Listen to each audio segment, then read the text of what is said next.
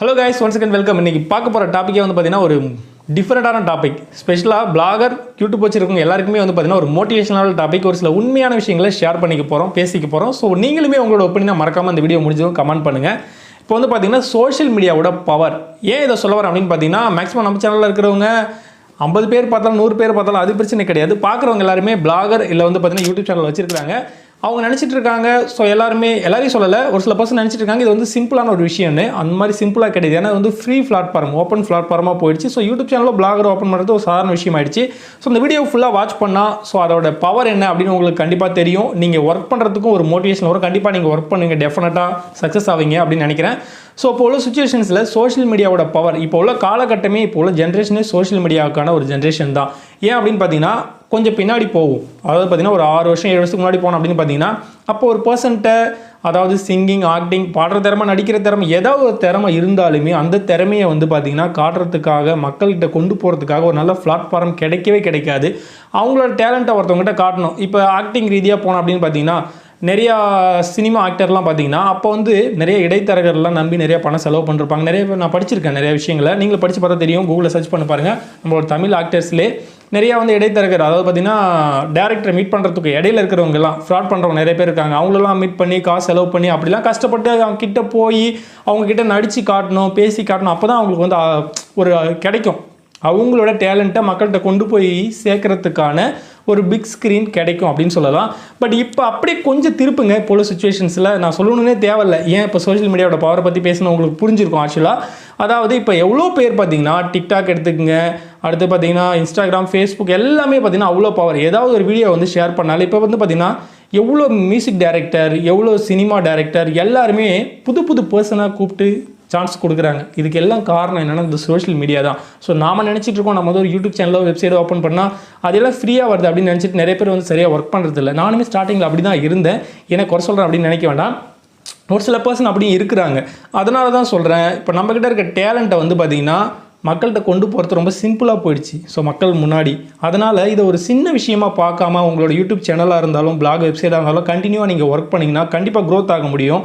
ஏன்னா அப்போல்லாம் பார்த்தீங்கன்னா ஒரு சினிமா ஆக்டர் இருக்காருன்னா ஹீரோவோட பையன் தான் ஹீரோ ஆவார், ஹீரோயினோட பொண்ணு தான் ஹீரோ ஆனாலும் ஹீரோயினி ஆனாலும் எதுவாக இருந்தாலும் அப்படி தான் போயிட்டு இருந்து. இப்போ உள்ள ஜென்ரேஷன் ஃபுல்லாகவே மாறிடுச்சு. புதுசாக நிறைய பேர் ஃபீல்டில் வந்துகிட்டே இருக்காங்க. எல்லாருக்குமே வந்து சான்ஸ் கிடைக்குது. ஒரு பாப்புலரான ஒரு ஆக்டர் இருக்கார். ஸோ அந்த ஆக்டரோட ஃபோட்டோவை வந்து பார்த்திங்கன்னா நம்ம வந்து ஷேர் பண்ணுறோம் அப்படின்னா அந்த ஃபோட்டோவுக்கு வர லைக்கை விட ஒரு டிக்டாக்ல இப்போ ரீசெண்டாக வர ஆக்டர் பார்த்தீங்கன்னா அவங்க ஷேர் பண்ணுற ஒரு வீடியோவுக்கு வர லைக்ஸ் இருக்குது பாருங்கள், சொல்லவே வேணாம், சான்ஸே இல்லை. அந்தளவு லைக்ஸ் அதிகமாகுது. காரணம் என்னென்னா மக்கள்கிட்ட கொண்டு போகிறதுக்கு, திறமையை கொண்டு போகிறதுக்கான ஈஸியான வழிங்கிறது சோஷியல் மீடியாவாக ஆயிடுச்சு.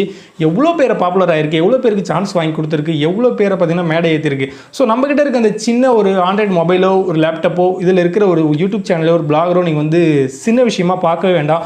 ஒரு நாள் நம்ம சூஸ் பண்ணோம், அன்றைக்கி நிறைய டாபிக் வந்து நம்ம ஃபைண்ட் அவுட் பண்ணுவோம், நிறைய எழுதி வைப்போம். ஸோ நாளைக்கு வீடியோ மேக் பண்ணுவோம் அப்படின்னு நம்ம யோசிச்சுன்னு வச்சிங்களா, மறுநாள் நம்ம எந்திரிக்கும் போது ஸோ என்ன அந்த டாப்பிக்கில் நம்ம வீடியோ மேக் பண்ணுறது, ஸோ என்ன அந்த டாப்பிக்கில் ஆர்டிக்கல் எழுதுறது அப்படின்னு சொல்லி விட்டுருவோம். ஸோ அதனால் எப்போ ஒரு விஷயத்தை நீங்கள் செய்யணும்னு நினச்சாலுமே அதை அப்பயே செய்யுங்க.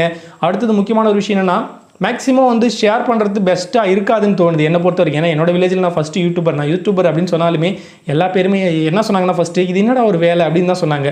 ஸோ உங்களோட மனசில் இருக்கிறத அப்போலாம் எல்லாருக்கிட்டையும் சொன்னால் தான் மேக்ஸிமம் வந்து இப்போ சீக்ரெட்டாக இருந்தால் ரொம்பவே நல்லாயிருக்கும். நீங்கள் என்ன நினைக்கிறீங்க, என்ன செய்ய போகிறேன் அப்படிங்கிறத யார்ட்டையும் ஷேர் பண்ண வேண்டாம். ஏன்னா அந்த உள்ள சுச்சுவேஷன்ஸில் நம்மளை என்கரேஜ் பண்ணுறவங்கள விட நம்மளை வந்து உன்னால் முடியாதுன்னு சொல்கிறவங்க தான் அதிகமாக இருக்காங்க. இது என்ன வழி அப்படின்னா, நிறைய பேர் ஜெயிச்சவங்க எல்லாருமே ஸ்டார்டிங்கில், அதாவது ஜெயிச்சு முடிச்சு லாஸ்ட்டில் சொன்ன விஷயம் என்னென்னா, என்ன எல்லாருமே வந்து பார்த்திங்கன்னா உன்னால் முடியாதுன்னு சொன்னவங்க தான் அதிகமாக இருக்காங்க அப்படின்னு சொன்னவங்க தான் இருக்காங்க. ஸோ அதனால் மேக்ஸிமம் நம்ம என்ன செய்ய போகிறோம் அப்படின்னு நம்ம வந்து ஷேர் பண்ணால் நம்மளை யாரெல்லாம் தட்டி கொடுப்பாங்களோ அந்த மாதிரி உள்ள பர்சன்ட்டு ஷேர் பண்ணுங்கள். கொஞ்சம் பெஸ்ட்டாக இருக்கும். ஒர்க் பண்ணுங்கிற ஒரு ஐடியாவும் உங்களுக்கு வரும். உதாரணத்துக்கு ஒரு சின்ன ஸ்டோரி. ஒரு காட்டில் 2 பேர் போனாங்களா, அதாவது ஒரு அண்ணன் ஒரு தம்பி விறகு வெட்ட போனாங்களா. அந்த காட்டில் யாருமே கிடையாது. அந்த காட்டில் பார்த்தீங்கன்னா அந்த அண்ணன் வந்து ஒரு பள்ளத்தில் தவறி விழுந்துட்டானா. ஸோ அந்த அண்ணன் வந்து ரொம்ப பெரிய ஆள். இந்த பையன் வந்து பார்த்திங்கன்னா ரொம்ப சின்ன பையன், அவனோட தம்பி. அந்த இடத்துல ஹெல்ப் பண்ண யாருமே கிடையாது, அவன் மட்டும்தான் இருந்தானா. அந்த பள்ளத்தில் அவனை தூக்கணும் அப்படின்னா ஜஸ்ட் மிஸ் ஆனால் கீழே விழுந்து இறந்துருவானா. ஸோ ஒரு எக்ஸாம்பிளுக்காக சொல்கிறேன், இதை வந்து சீரியஸாக எடுத்துக்க வேணாம். அந்த பையன், அந்த சின்ன பையன் தான், அந்த நேரத்தில் யாருமே கிடையாது, நம்ம அண்ணனை நம்ம தான் காப்பாற்றணும் அப்படின்னு சொல்லி அவனை தூக்கி மேலே எடுத்துகிட்டு வந்துட்டான். ஸோ அவங்க வில்லேஜுக்கு வந்த உடனே எல்லாருக்கிட்டையும் ஷேர் பண்ணும்போது எல்லாருமே சிரிச்சாங்களாம். ஸோ என்ன சிரிச்சாங்கன்னா, இந்த பையன் ஒன்றை தூக்கினான், இதை நாங்கள் நம்புறதா அப்படின்னு சொல்லி எல்லாருமே சிரிச்சிருக்காங்க.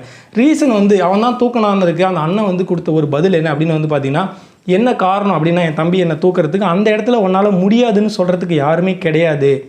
ஸோ அதனால தான் என் தம்பி அந்த இடத்துல அவன் தூக்கினான். பட் இப்போ வில்லேஜில் பார்த்தீங்கன்னா நிறைய பேர் நமக்கு முடியாதுன்னு சொல்கிறதுக்கு தான் ஆள் இந்த காலகட்டத்தில் நிறைய பேர் இருக்காங்க. இதை நான் சொல்லலை, எவ்வளோ பேர் லைஃப்பில் சக்ஸஸ் ஆனவங்க சொல்லியிருக்காங்க.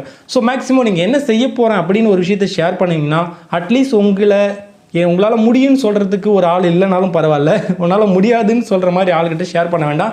ஸோ எனிவேஸ் உங்ககிட்ட இருக்கிற இந்த ஒரு சின்ன விஷயம் யூடியூப் அடுத்து வந்து பார்த்தீங்கன்னா பிளாகர் அப்படின்னு நினச்சிடாதீங்க. இது ஒரு பெரிய விஷயம். ஸோ அதை பெருசாக நினச்சி கண்டிப்பாக ஒர்க் பண்ணுங்கள். ஸோ என்னால் முடிஞ்ச ஹெல்ப்பை வந்து நான் கண்டிப்பாக பண்ணுறேன். ப்ரோமோ கோடு மூலியமாக நிறைய பேருக்கு வீடியோ ஷேர் பண்ணுறேன். ஒரு சில வீடியோ வந்து பார்த்தீங்கன்னா ப்ரோமோ கோடு வந்து ஃபிக்ஸ் பண்ண மறந்துடுறேன்.